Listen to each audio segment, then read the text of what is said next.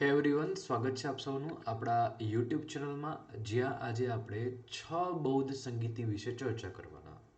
તમે કહો સાહેબ 6 બૌદ્ધ સંગીતી? આપણે તો ચોપડીમાં 4 જ બૌદ્ધ સંગીતી છે. તો ના, આજે 6 બૌદ્ધ સંગીતી વિશે વાત કરીશ તમારી સાથે, જે પરીક્ષા માટે બહુ જ ઇમ્પોર્ટન્ટ એવો ટોપિક બની રહેશે. આવનારી તમારી ટીડીઓની પરીક્ષા હોય, પીએસઆઈ એએસઆઈ કોન્સ્ટેબલની હોય, જીએસએસબીની CCCની પરીક્ષા હોય, ઓલ ટુ ઓલ કોઈ પણ પરીક્ષા હશે, તમારે ઇતિહાસ વિષયનો આ ટોપિક તમને ખૂબ કામ લાગશે. મારું નાનકડું ઇન્ટ્રોડક્શન તમારી નજર સામે છે, તમે એને ફટાફટથી રીડ કરી લો.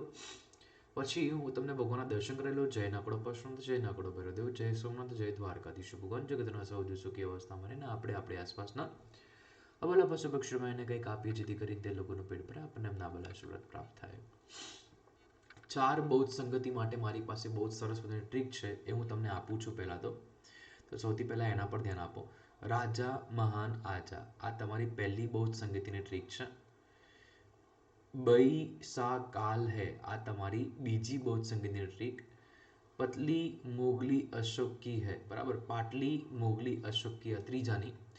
અને ચોથાની ટ્રીક છે કુંડલ વન મેં વસુ અશ્વ ઓર કનિષ્ક હે, બરાબર. આ ચોથાની ટ્રીક છે જે તમારે ધ્યાનમાં રાખવાની છે. ખાસ ઇમ્પોર્ટન્ટ છે પરીક્ષા માટે, યાદ રાખજો. બહુ જ ઇમ્પોર્ટન્ટ એવો ટોપિક બની જશે. હવે રાજા મહાન આજા, પહેલી બૌદ્ધ સંગીતીની વાત કરવામાં આવે તો 483 ઈસવીસન પૂર્વે થઈ હતી. રાજગૃહ ખાતે ભરાઈ છે, સ્થળ છે આયરો આ, બરાબર. મહાકશ્યપ એના અધ્યક્ષ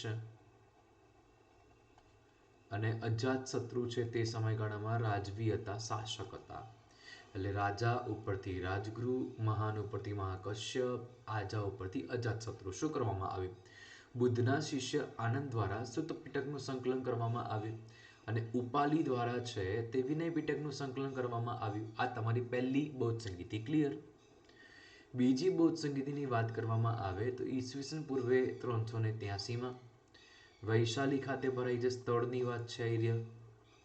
અધ્યક્ષ કોણ છે? તો ભાઈ અધ્યક્ષ છે સાબકમીર, બરાબર, સર્વકામી તરીકે ઓળખવામાં આવે છે. કાલાશોક એ સમયગાળાના રાજવી છે. બહુ જ મતભેદ ઉત્પન્ન થયા, એટલા માટે અહીંયા બૌદ્ધ સંઘ છે બે ભાગમાં વહેંચાઈ ગયું, સ્થવિરવાદી અને મહાસંદિગ્ધવાદી, બરાબર. તો સેકન્ડ ટ્રીક છે બૈસા કાલ હે, બઈ ઉપરથી વૈશાલી, સા ઉપરથી સર્વકામી, કાલ ઉપરથી કાલાશોક, બરાબર. તો આ ડેટા યાદ રાખીશું. થર્ડ બૌદ્ધ સંગીતી છે ઈસવીસન પૂર્વે 251ના રોજ પાટલીપુત્ર ખાતે મોગલી શિષ્ય અધ્યક્ષ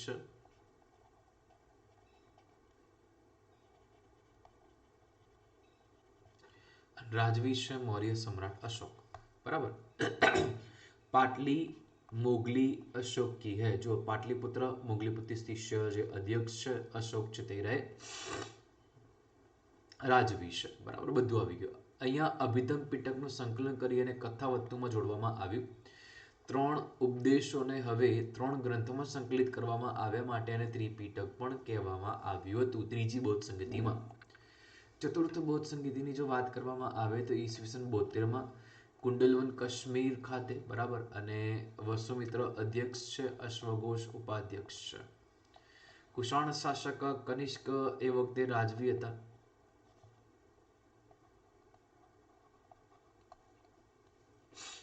બરાબર. અને વિભાષા શાસ્ત્રનું સંકલન કરવામાં આવ્યું અને બૌદ્ધ ધર્મ સ્પષ્ટ રૂપે હીનયાન અને મહાયાન ધર્મની અંદર છે તે, એટલે કે સંપ્રદાયની અંદર છે તે ડિવાઈડ થયો, બરાબર છે.